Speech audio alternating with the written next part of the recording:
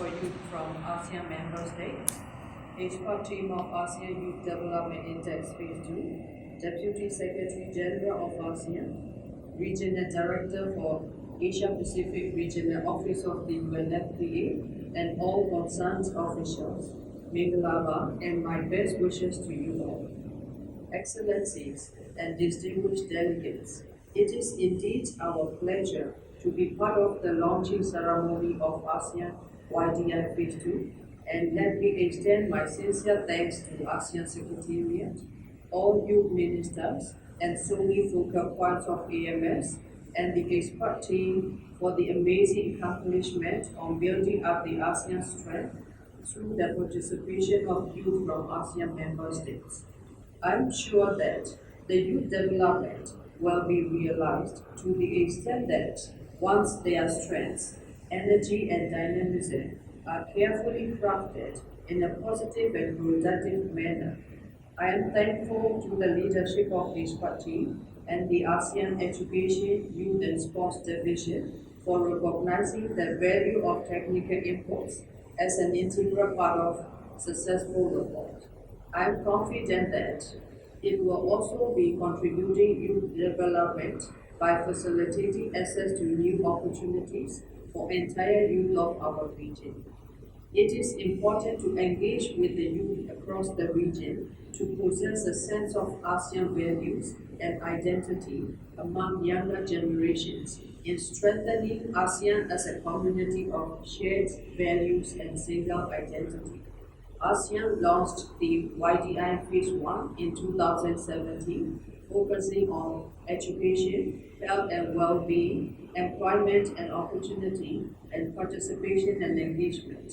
Now, the ASEAN YDI Phase 2 is conducted to understand how young people see ASEAN in the domain of awareness, values, and identity. In the midst of COVID-19 pandemic, youth are vulnerable to both the physical and mental distress because of the schools and universities closures, shrinking of business sector, and resultant job losses. A positive affinity for ASEAN and a values-oriented identity are the key for appreciation of the ASEAN as people-centered and people-oriented community that will advance further when the current generation of ASEAN ensure investing in youth development and their education, health and welfare, including the recovery phase of the pandemic.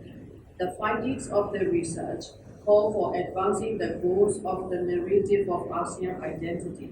It is good to note that the youth participants recognize the socio-cultural dimension as most important and highlight on cooperation for poverty reduction, health and disease control, and youth exchange programs. We believe that the ASEAN YDI Phase 2 report will convey policy recommendations to the governments and stakeholders in youth development with the opportunity to draw attention to youth-related issues. Excellencies and distinguished delegates, as an important piece of information, I would like to update that the Provisional Government of Myanmar, the State Administration Council, has been reframed Ministry of Sports and Youth Affairs on 1st of August 2021.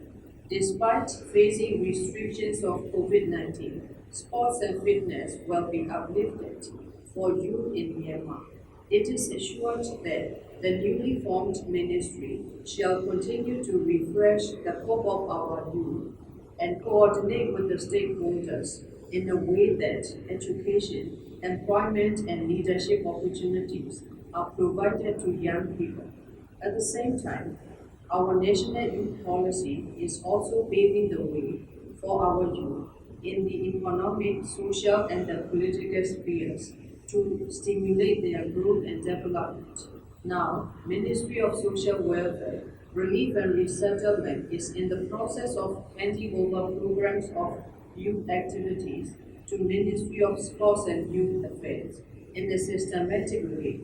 Ministry of Sports and Youth Affairs will carry on engaging with ministerial meeting on youth and senior official meetings on youth. For the sake of youth development, we all ministries have to coordinate and advocate for the inclusion of youth from diverse backgrounds, including the disadvantaged and marginalized, to fulfill their potentials and achieve sustainable peace and development for the successful ASEAN community.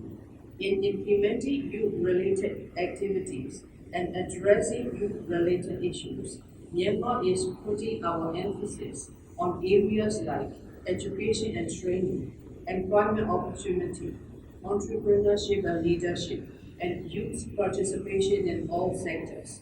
We will continue to work together for youth development and empowerment in the areas of climate change, environmental conservation, social security, and sustainable livelihood. Let me conclude by saying thanks to the project coordination team, especially for universities and students from AMS, including consultant team and students of Yangon University, for your cooperation from the beginning till the successful completion. Congratulations once again to ASEAN Secretariat and expert team of YDI for spearheading the YDI Phase 2, and all the best for a successful launching. Thanks all for your attention. Thank you so much, and Jesu Te Maria.